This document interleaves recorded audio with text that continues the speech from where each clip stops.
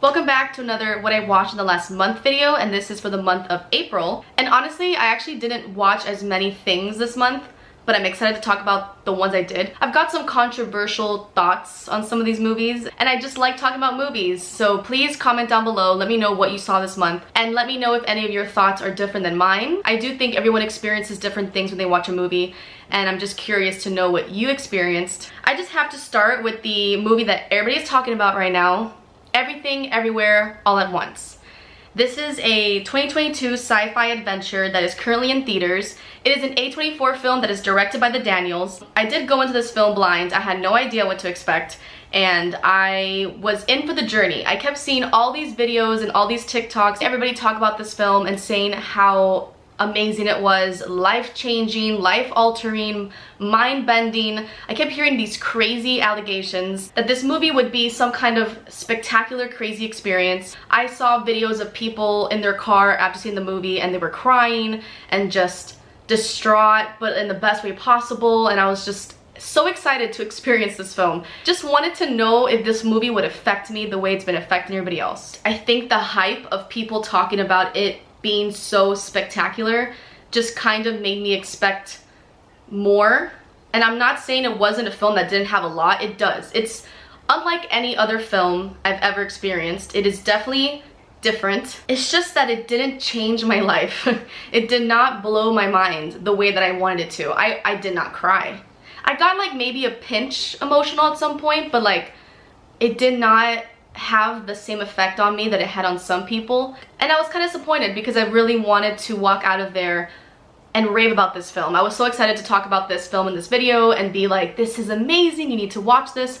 And I do think it's worth watching. I'm not saying that. I'm just saying that I don't think everybody is going to get the same experience out of it. I don't think it's going to affect everyone the same way. I feel like I missed out on something in that film. I definitely spent the entire film trying to just understand what was happening. It does have to do with alternate universes, I'll just say that. And the concept of that was really fun. I did enjoy all the action in the film. There's a lot of fight scenes, and I liked the characters and the dynamic of the family and the mother and daughter and the husband and wife. And there's so much to enjoy about the film, but I'm not gonna pretend that it was something that I feel like altered my mind or changed my life or made me cry.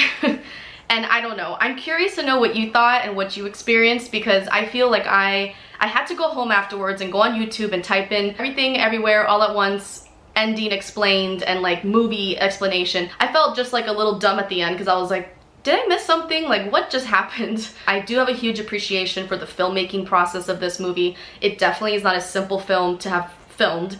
I do think that's awesome, and they did a great job. It's just, again, I was expecting something so big that I think I walked away feeling a little disappointed. Just a little bit. I feel like all the reviews I've seen of this film doesn't match my review. But I do need to talk about now my favorite thing I saw all month, and it's called The Ultimatum on Netflix. The Ultimatum is a show on Netflix that is basically like a trashy reality TV show that is from the same makers of Love is Blind. And if you've seen Love is Blind on Netflix, then you have a concept of what this is going to be like. I am obsessed with Love is Blind. I think it's one of the best. For being someone who doesn't love like The Bachelor or like whatever, any of those type of shows, I love Love is Blind. But I love The Ultimatum even more. And that's saying a lot. I enjoyed every single part of this show so much. It was such a ride. It's called Marry or Move On because basically all these couples who are kind of struggling in their relationship, one person in the relationship wants to get married and the other one is kind of like, I guess, in limbo and doesn't really know what they want to do next in the relationship. So then the one who wants to get married is giving the other person the ultimatum to either marry them or they're gonna break up, basically. So they go on this like show together where they kind of switch partners with other couples who are in the same boat and then test out being married to someone else for 3 weeks, and then they go back to their original partners for 3 weeks, and then they have to make a decision in the end if they're gonna go and get married or if they're gonna break up or if they're gonna go to the, or do they fall in love with the new partner that they were switched with. This show is so messy, but it is, I don't know, it's just so much fun. I can't believe people would even put their relationship on the line like this and put it out in the public. And I you know, props to those couples who did the show, because some of them it worked out for them, you know? If you like at all like love, romance, reality TV shows like The Bachelor, 90 Day Fiance, and Love at First Sight and all those type of things, which I don't even like those things. I mean, I don't even watch them. I don't know if I like them or not. I haven't really given them a chance, but this is next level to that, and I think everybody I've talked to who loves The Ultimatum is obsessed with it and feels the same way. So highly, highly, highly recommend watching The Ultimatum on Netflix. Okay, the next movie I want to talk about is called X. It is a 2022 horror slasher directed by Ty West. You can go see it in theaters. I think it is still there, but we did rent it on Amazon Prime for $20 if you want to see it at home. It stars Jenna Ortega, who also stars in the new Scream movie, and she also is in the show You on Netflix. Mia Goth, Brittany Snow, and Kid Cudi. That was different. It's about a group of people who are filming an adult film in Texas, and basically they kind of, it's a slasher, okay? But it's one of those films that doesn't start the slasher part till the third act of the film, I guess you would say, or like the last half hour or so. And the whole film is kind of leading up to that. If you like slasher films, then I think that part is pretty fun and satisfying. I think they did a good job with it. It's not overly gory or anything like that, but I think it was all very clever and well done. There's an old lady in the film, and she is played by the same actress, Mia Goth, who was the young girl as well, and I thought that was cool. I didn't realize it till later when I looked it up, and I love that she played both roles. There's definitely plenty of porn scenes because they're filming an adult film, so there was a lot of that, and I didn't mind it. I overall enjoyed it. I wasn't obsessed with it. I personally think Scream 2022 was a better horror film so far this year than this one, but I liked this one because it was more of an original concept, I guess. If you like horror films and you like slasher films, I highly suggest it. Next we have The Batman. This is going to be another controversial thought. It is the 2022 Batman film directed by Matt Reeves, starring Robert Pattinson and Zoe Kravitz as the Catwoman. Colin Farrell plays the Penguin, and I will say that was by far to me like the best. I mean, he doesn't even look like Colin Farrell. They did a great job with that.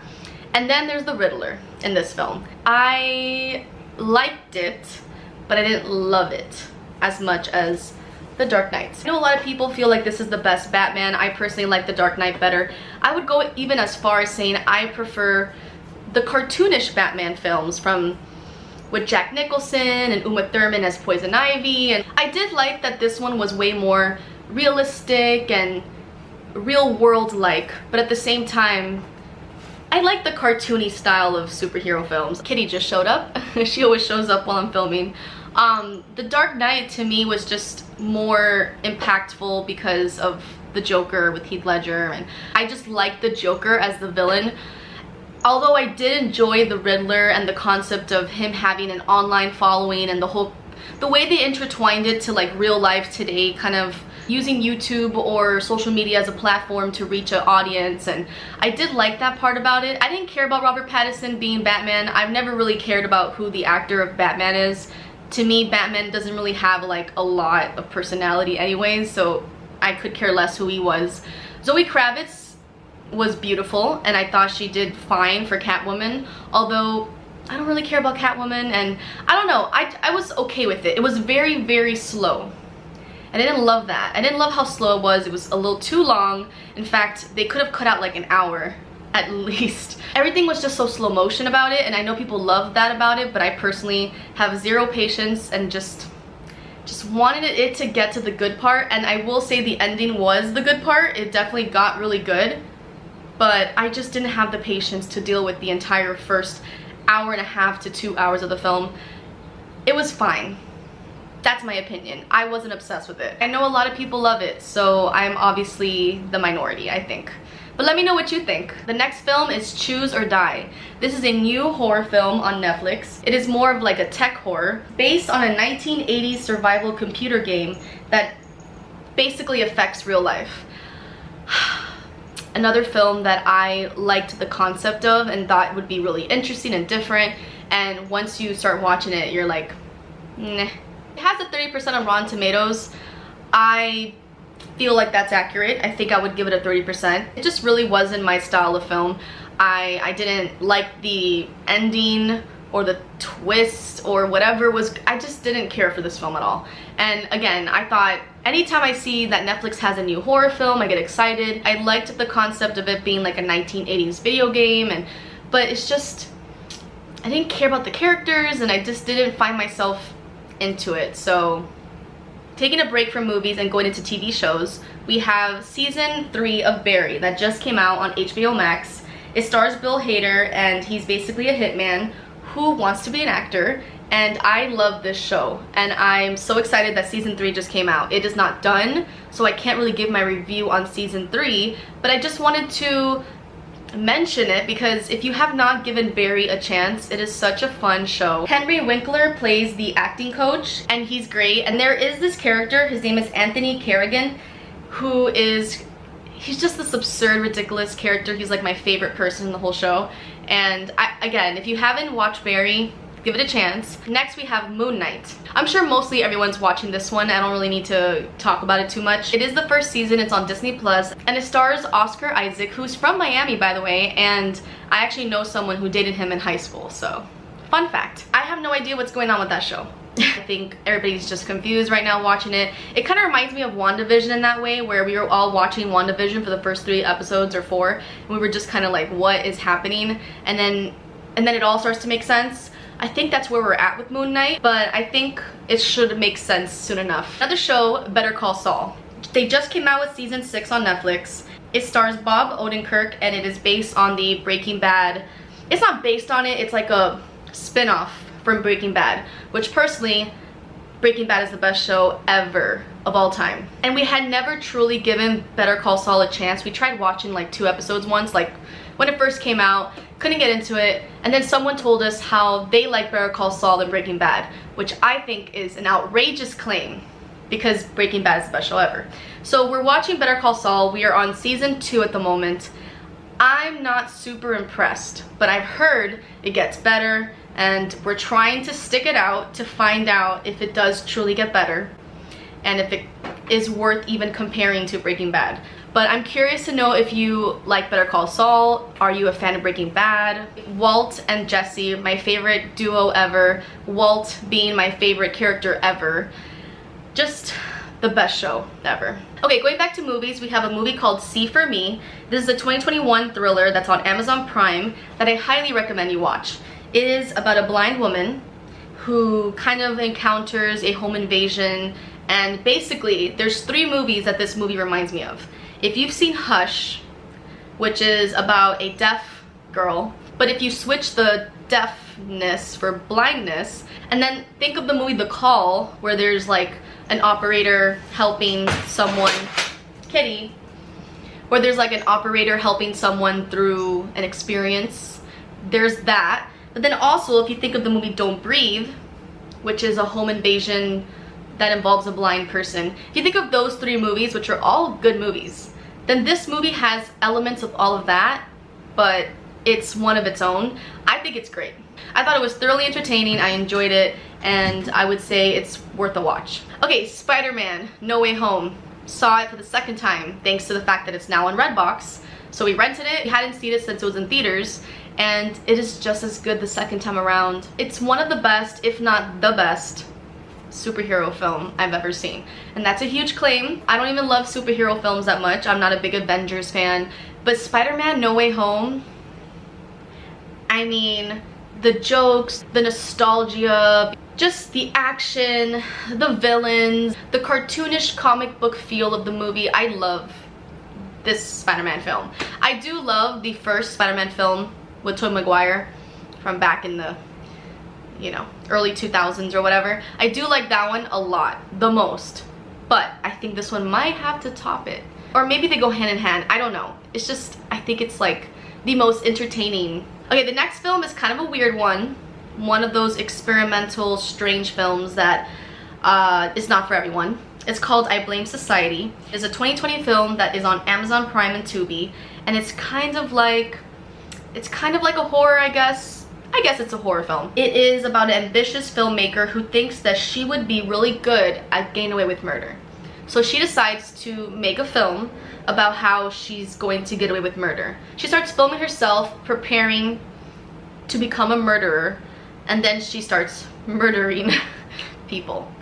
And I really enjoyed it in a way and liked it because of how bizarre and like kind of unique it was. There's two films that kind of reminded me of. If you've seen Creep on Netflix, which I did enjoy that film, I do think that one's better, but it's very similar to that. It's filmed in the style of her filming herself in like a home video style, if that makes sense. And Creep is very similar to that. It also kind of reminded me of this movie called Spree, if you've seen that film, where this guy is like an Uber driver, but he starts to like kill people on the live stream so that he can get more views. It's kind of in that category too, I would compare it, but more slow and not so like, I liked it.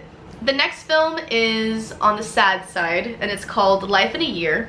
It is a 2020 drama that's on Amazon Prime that stars Jaden Smith and Cara Delevingne, I don't know how to say it, and Chris D'Elia is in it. Chris D'Elia is one of my favorite comedians. I have seen him live 2 or 3 times already. I always listen to his podcast and I love everything he does, all his stand-ups. So when I found out that he's in this film and he is a woman, I had to know what that is like. So I went through watching this really sad movie about a girl who's dying of cancer just so I could see Chris D'Elia acting and dressed up like a woman. But honestly, kind of a good film. Reminded me of A Walk to Remember. It's about a boy who falls in love with a girl, but she's dying from leukemia, and it's A Walk to Remember is basically one of my favorite movies growing up. I was obsessed with that film with Mandy Moore and Shane West, and it was just the saddest film. It made me cry so much.